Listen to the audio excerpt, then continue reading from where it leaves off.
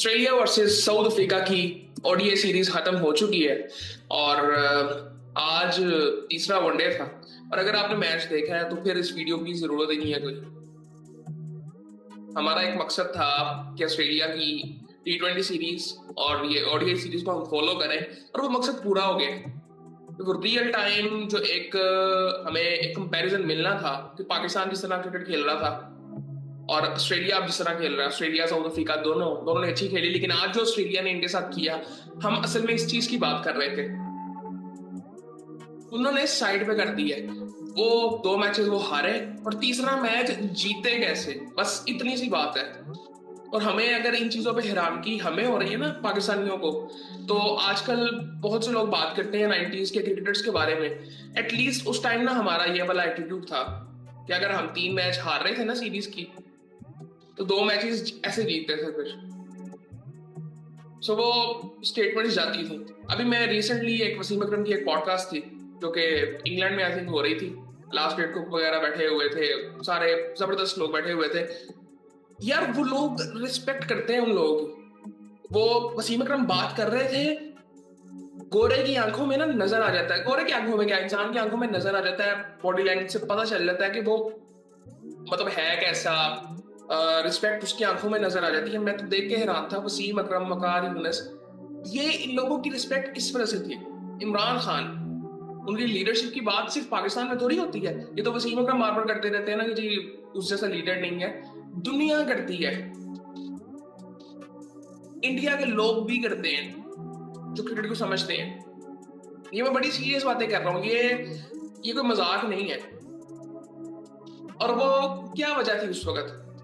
ठीक है, एक जो मैं एक कह देता हूं कि डिस्ट्रैक्शंस कम थी, वो सोशल मीडिया वगैरह नहीं था, लेकिन हार्ड वर्किंग वो थे। आज शायद मुझे लगता है कि आज उतना नहीं है। ठीक है। और दूसरी कोई चीज थी ना, वो एटीट्यूड था, जो कि आज सिर्फ हमें ऑस्ट्रेलिया में नजर आता है। किसी हद तक दूसरी टीमों में थोड़ा बहुत नजर आता है गेम की हद तक, लेकिन ऑस्ट्रेलियंस जनरली उनका बिल्डअप वैसे है। स्कोर कार्ड आपको बताता हूँ, फिर उसके बाद आई थिंक उसके बाद बात करने के लिए कुछ नहीं है मेरे पास आज। वो स्कोर कार्ड आज बोल रहे हैं। ऑस्ट्रेलिया टॉस जीता और उन्होंने बैटिंग की और तकरीबन 10 ओवर में उन्होंने 100 कर दिया। आज 250 की पार्टनरशिप हुई है मार्च की और हेड की, 250 की। 431 रन उन्होंने बनाए आज। पहले 2 मैचेस ये बुरी तरह से हारे थे। ट्रेविस हेड ने 142 रन बनाए 103 बॉलों में, 5 छक्के लगाए, 17 चौके लगाए, 137 का स्ट्राइक रेट। वनडे मैच हुआ है। मिचेल मार्श ने 100 रन बनाए 106 बॉलों में, 5 छक्के लगाए, 6 चौके लगाए। फिर कैमरन ग्रीन आता है। अब यहाँ पे ना कुछ समझने की जरूरत है। कैमरन ग्रीन आता है क्योंकि उन्होंने स्ट्राइक रेट और बढ़ाना था, तो 250 रन इन्होंने तो बना दिया, तब उन्होंने मैक्सिमम करना था। वरना अगर ये ना होता तो शायद वो यहाँ पे लेफ्ट हैंडर पहले बुलाते, ताकि राइट लेफ्ट का कॉम्बिनेशन, जो कि उन्होंने बाद में फिर कर लिया था। कैमरन ग्रीन आया, उसने 118 रन बनाए 55 बॉलों में, 8 छक्के लगाए, 6 चौके लगाए, 214 का स्ट्राइक रेट। एलेक्स कैरी आया, एलेक्स कैरी चौथे नंबर पे आया और शायद ऑस्ट्रेलिया का सबसे हल्का प्लेयर था क्योंकि राइट लेफ्ट का कॉम्बिनेशन रख रहा था। वो कभी सेट ही नहीं हो सके साउथ अफ्रीका के बॉलर्स। वो आया, उसने भी 50 रन बनाए 37 बॉलों में और 431 रन बना दिए ऑस्ट्रेलिया ने। और फिर साउथ अफ्रीका ने क्या किया, फिर मुझे पता चल गया था कि अब साउथ अफ्रीका ने ऐसे तो बिल्कुल नहीं करना था कि वो आराम आराम से जाते रहे। वो भी आई थिंक कोशिश कर करके वो जल्दी से 100 में आउट हो गए थे वो। सो ये सूरत हाल थी। पहला 100, दूसरा 100, तीसरा 100, चौथा 50। ये 4 प्लेयर्स बैटिंग करने आए ऑस्ट्रेलिया के। बस खत्म बात, मैच यहाँ पे खत्म हो गया था। आज फॉलो विकेट्स की बात करने की जरूरत ही नहीं है। मतलब आज इसके अलावा कोई सेंस ही नहीं बन रही। स्टेटमेंट उन्होंने वहां पे दे दी थी। अब उसके बाद अब फॉर्मेलिटी के लिए अगर मैं थोड़ा सा आपको बता दूं कि जो बॉलिंग है साउथ अफ्रीका की, वफाका ने 73 रन दिए 6 ओवरों में, मुल्डर ने 7 ओवरों में 93 रन दिए, कोई आउट नहीं किया। केशव महाराज ने 1 आउट किया 10 ओवरों में 57 रन। एडन मार्करम ने 8 ओवरों में 60 रन, कोई आउट नहीं किया। कॉर्बिन बोश ने 10 ओवरों में 68 रन, कोई आउट नहीं किया। मथुसामी ने 75 रन दिए, 9 ओवरों में 1 आउट किया। अब यहाँ पे अगर मैं ये बात करूं कि उसने बॉलिंग अच्छी नहीं की, उसने ये नहीं किया, ऑस्ट्रेलिया ने जो किया ना, बस उसने किया। आज आज साउथ अफ्रीका का कोई काम नहीं था। उन्होंने स्टेटमेंट जो, इसीलिए ये डिफरेंस है दुनियाई क्रिकेट का और ऑस्ट्रेलियन क्रिकेट का। और ऑस्ट्रेलिया में क्रिकेट अगर इस तरह से देखा जाएगा कि बहुत से लोग देखते हैं, नहीं देखते, उनकी ऑडियंस बहुत छोटी है,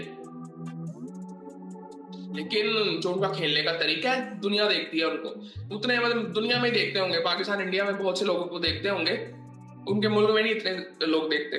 खैर उसके बाद साउथ अफ्रीका बैटिंग के लिए आता है। अब ट्रेविस ने 49 रन बनाए, बाकी हर किसी ने कुछ नहीं किया। एडन वार्करम 2, किल्टन ने 11, 19 रन बनाए टेम्बा बवूमा ने। अच्छा मुझे लगा था कि शायद ये बवूमा आज नहीं खेल रहा, मुझे ये लग रहा था, क्योंकि शायद ये मैंने कहीं प्लेइंग 11 शायद देखी थी, पता नहीं आपको, पिछले मैच की दोबारा मैं देख ली थी, मुझे लगा कि मैंने ना देखी है, या तो इन्होंने प्लेइंग 11 मैच से पहले चेंज की है, उसमें नहीं था मेरे ख्याल से। सो पता नहीं। खैर स्टब्स 1 रन बना गया, आउट हुआ। ब्रेविस ने 49 रन बनाए, मुल्टर ने 5 रन बनाए, कॉर्बिन बोस ने 17 रन बनाए। सो इस तरह 155 में ऑल आउट हो गए। और आज लग रहा होगा कि ऑस्ट्रेलिया ने पता नहीं किस तरह की बॉलिंग इनकी हो गई है एकदम। सो ये एटीट्यूड सिर्फ एक वजह है जिसकी वजह से ऑस्ट्रेलिया मैच जीता है। कोई इस तरह की नहीं थी कि उनकी बॉलिंग यहाँ हल्की थी या आज बहुत अच्छी हो गई है, ये एटीट्यूड की बात है सारी। 5 आउट किए हैं टनोली ने, जैम्पा ने 1 आउट किया है, और एलिस ने 4 ओवर में 25 रन दिए, 2 आउट किए हैं बार्टलेट और एबट ने। सो ये सूरत हाल थी। अब ये देखिए सिर्फ इतनी सी बात है, उस मैच ने सारा कुछ डिफाइन कर दिया था। मुझे आज मैं कोई बात नहीं कर सकता, मतलब इंसान बात क्या कर सकता, तारीफे में अब इनकी क्या करूं, सबको पता है ये कैसे खेलते हैं और उन्होंने आज उस तरह से खेला है। और क्रिटिसाइज जब थोड़ा बहुत करना होता है तो उस वक्त बातें करने को होती हैं, आज कुछ है ही नहीं। उन्होंने सिर्फ जो उनको पसंद करने वाले उनके भी मुंह बंद कर दिए ऑस्ट्रेलिया ने। और पाकिस्तान में पहले ही एटीट्यूड नजर आता था, वो जो 2010 का इवेंट था उससे पहले अगर आप देखेंगे वो प्लेयर्स में एटीट्यूड नजर आता था, उसके बाद नहीं था। और अनफॉर्चुनेटली कि मैंने भी उसके बाद क्रिकेट देखनी शुरू की थी 2011 के बाद, बहुत मतलब जरा अच्छे तरीके से, लेकिन उससे पहले 2-3 साल मैंने देखी थी। लेकिन आई थिंक आज मेरे पास अल्फाज नहीं है, सीरियसली अल्फाज नहीं है। मैं अभी देख रहा था, आपको तो अगर आपने मैच देखा तो आपको लगा नहीं होगा कि वनडे का मैच है। और सो आई थिंक खत्म करते हैं फिर। अच्छा और काफी चीजें ऐसी बातें हो रही हैं, वो क्या कहते हैं, कोई क्लैरिटी दी है इंडियन गवर्नमेंट ने, वो भी ऐसी चीजें बातें हो रही हैं ऐसी, खैर वो करते रहेंगे बातें। लेकिन अभी फिलहाल आज की जो वीडियो है इनको डेडिकेटेड रखते हैं। और इस वीडियो में कुछ भी नहीं था, मुझे लगता है मैंने कुछ बात ही नहीं की। सो बाकी फिर आई थिंक आगे ट्राई सीरीज भी शुरू हो रही है। और अगर आप लोग चाहते हैं ना कि ये ऑस्ट्रेलिया की जो सीरीज होती है इनको हमें फॉलो करना चाहिए, मुझे लगता है कि ऑस्ट्रेलिया को फॉलो करना चाहिए, ताकि आई थिंक मुझे लगता है कि और अगर थोड़ा बहुत अब आई थिंक